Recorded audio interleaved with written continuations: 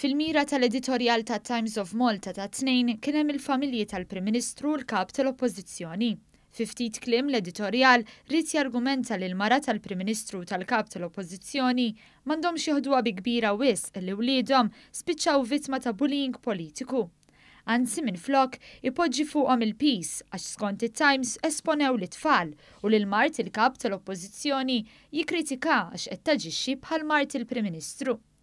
Lil Jason Azzopardi, deputat Nazzjonalista, dan l-editorjal niżillu għasel għax jidħol kexxun man narrattiva li tiġġustifika l-attakki fil-konfront tal-familja tal-Prim Ministru u permezz tiegħu seta' jagħti daqqa lil Delia wkoll.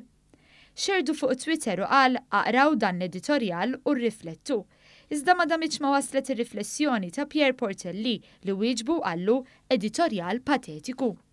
F'dak li komplit bħala botta ċara ta' suppost qed jappoġġja Pierre Portelli taħlin kal dak li qal il-kap tal-Oppożizzjoni l-ħadd u qallu din hi xi ħaġa li għandha tkun imxerda minn dawk li ġenwinament huma interessati fix jemmen il-Partit Nazzjonalista. Fi kliem ieħor qallu aħjar tappoġġja lil Delia milli tibqa' timbotta aġenda kontrih. Iżda Azzopardi ma tantx kien impressjonat.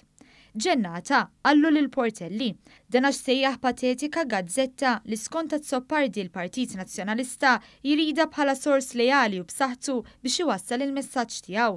Finalment qallu li hu gburi li mhux l-avukat ta' Muscat biex il-jiem tal-festi u l-mistrieħ ma qatgħux għal Kollox il-Battibekki fil-Partit Nazzjonalista li sena wara li ħatar kap ġdid ma jistax jieħu r-ruħ.